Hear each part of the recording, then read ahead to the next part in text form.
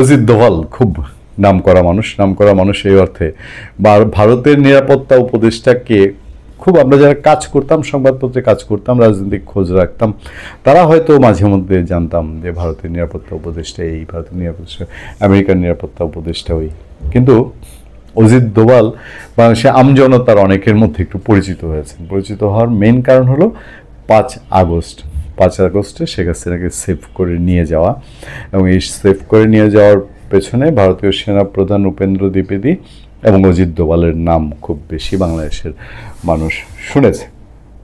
সেই অজিত দোভাল এবং বাংলাদেশেও নিরাপত্তা উপদেষ্টা পদটি সম্পর্কে ওইভাবে মানুষের তত একটা আগ্রহ ছিল না। শেখ হাসিনার নিরাপত্তা উপদেষ্টা মেজর তারেক আহমেদ সিদ্দিকী বা এর আগে যারা ছিলেন তাদের কথা টুকটাক জানতো, আমজনতা ভয়ে জানতো না। এবার খলিলুর রহমান আলোচিত, বিতর্কিত, নানান কারণে হোক, খলিলুর রহমান দেশে একটা পরিচয় পেয়েছেন। আরও একটা দিক হচ্ছে যে উনি বাংলাদেশের নাগরিক, এই জায়গাটা বোঝাতেই মানুষের অনেক কষ্ট।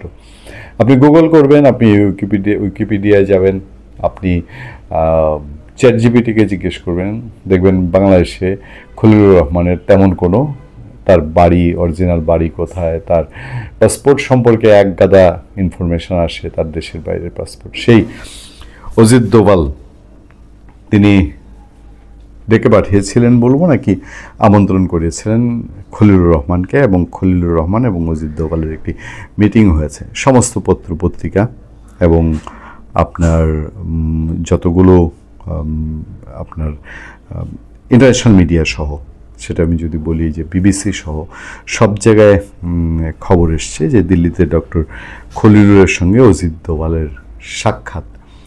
কিন্তু সাক্ষাৎটা এমন একটা সময় হয়েছে যখন এই দুই দেশের মধ্যে সম্পর্ক খুবই একটা অস্থির সম্পর্ক, দুই দেশের মধ্যে নানান টানাপোড়েন। তখন বলা হচ্ছে যে দিল্লিতে ডক্টর খলিলুর রহমানের সঙ্গে অজিত দোভালের সাক্ষাৎ, ভারতের রাজধানী নয়াদিল্লিতে বাংলাদেশের জাতীয় নিরাপত্তা উপদেষ্টা ডক্টর খলিলুর রহমান ও ভারতের জাতীয় নিরাপত্তা উপদেষ্টা অজিত দোভালের দ্বিপাক্ষিক বৈঠক অনুষ্ঠিত হয়েছে বুধবার দিল্লিতে। বাংলাদেশ হাই কমিশনের এক সংবাদ বিজ্ঞপ্তিতে এই তথ্য জানানো হয়েছে। এ সময় ডক্টর খলিলুর রহমান সুবিধাজনক সময়ে বাংলাদেশ সফরের জন্য ভারতের জাতীয় নিরাপত্তা উপদেষ্টা অজিত দোভালকে আনুষ্ঠানিক আমন্ত্রণ জানান। যে পত্রিকার খবরটি পড়ছি, বিবিসির খবরও ছিল, আমি ইচ্ছা করেই এই খবরটি পড়ছি, এর একটা কারণ আছে। 7ম কলম্বো সিকিউরিটি কনক্লেভের এনএসএস স্তরের বৈঠকে অংশ নিতে ডক্টর খলিলের নেতৃত্বে একটি প্রতিনিধি দল বর্তমানে ভারতে অবস্থান করছেন। দুঃখিত, এ সফরকে ঘিরে অজিত দোভালের সঙ্গে তাদের এই সৌজন্য সাক্ষাৎ ও বৈঠক। গত বছরের 5 আগস্টের পর একটি অন্তর্বর্তী সরকারের কোনো উপদেষ্টার ভারতের দ্বিতীয় সফর এবছর ফেব্রুয়ারিতে ইন্ডিয়া এনার্জি উইকে অংশ নিতে জ্বালানি উপদেষ্টা মোহাম্মদ ফাউজুল কবির খান ভারত সফরে যান।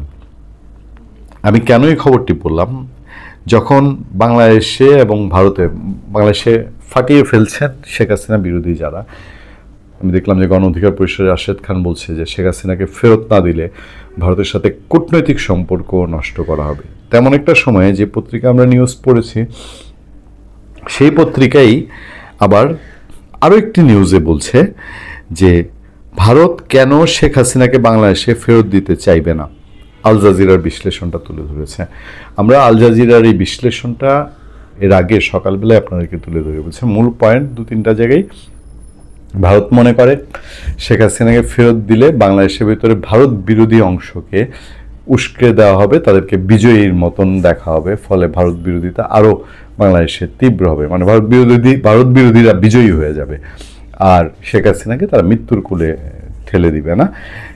এইটাই চুক্তির মধ্যে থেকে, ভারত বাংলাদেশ বন্দি বিনিময়ের যে চুক্তি, সেই চুক্তির মধ্যেও একটা দুর্বলতা বলি, বা ভারতের শেখ হাসিনাকে না দেওয়ার একটা সুযোগ আছে যে কাউকে যদি ঝুঁকির মুখে হয় তাহলে ভারত নাও দিতে পারে। সেবার যদি মনে করে যে রাজনৈতিক বিবেচনায় কাউকে শাস্তি দেওয়া হয়েছে, না দিতে পারে, সেইটাই পত্রিকা তুলে ধরছে। এরকম যেমন তীব্র, মানে একরকম পত্রপত্রিকা ডিরেক্ট ইনডাইরেক্ট বলছেই যে শেখ হাসিনাকে ভারত ফেরত দেবে না। সেই সময় অজিত দোভালের সাথে এই বৈঠক। এবার যদি দ্বিপক্ষীয় বৈঠকটা হয়ে থাকে তাহলে অজিত দোভালের হাতে, খলিলুর রহমানের হাতে অজিত দোভাল কি এমন কিছু তুলে দিয়েছেন এমন কিছু বলেছেন যেটা ভারত প্রবলেম মনে করছে বাংলাদেশের দিক থেকে, যে বাংলাদেশ এই করছে, আমরা এখন এই প্রবলেমে আছি, আমাদের কি করণীয় উচিত। তারা তো এমনিতে আনুষ্ঠানিকভাবে বলছে বাংলাদেশের সাথে সম্পর্ক ভালো করতে চায়। ইভেন শেখ হাসিনা মামলার রায়ের পরেও তারা যে প্রতিক্রিয়া দিয়েছে সেখানেও বলেছে তারা বাংলাদেশের সাথে বন্ধুত্বপূর্ণ ভালো সম্পর্ক রাখতে চায়। তবে এ কথাও তাদের সেনাপ্রধান আগে বলে রেখেছেন উপেন্দ্র দ্বিবেদী, যে একটা নির্বাচিত সরকার আসা ছাড়া বাংলাদেশের সাথে সম্পর্কটা পুরোপুরি স্বাভাবিক হবে না। আমরা যদি এখন বলি যে এমন কোনো ইনফরমেশনও কি খলিলুর রহমানকে বলেছেন, এখন সেই নির্বাচিত সরকার নির্বাচন কেমন হবে সেটা নিয়েও কিন্তু ভারতের একটা দৃষ্টিভঙ্গি আছে। ফলে খলিলুর রহমান ভারতকে কি বলেছেন বা খলিলুর রহমান বাংলাদেশের অবস্থান কতটুকু তুলে ধরেছেন, সব কিছু হয়তো সব কিছু পত্রপত্রিকায় যেমন আসবে, যেমন বাংলাদেশ দূতাবাস বিবৃতি দিয়ে জানিয়েছে, বাংলাদেশ দূতাবাস ইন্টারনালি কি কি আলাপ হয়েছে সেই আলাপ নিশ্চয়ই খুলে ঝেড়ে আমাদের সামনে কাশবে না। সুতরাং কি কি কথা হয়েছে আদতে, যদি অজিত দোভাল তার দেশের মিডিয়ায় কিছু প্রকাশ করেন তাহলে হয়তো আরও কিছু জানা যাবে। ভালো থাকবেন, সুস্থ থাকবেন। আপনাদের সাথে আমি আতিকুর রহমান, পূর্ণিয়া।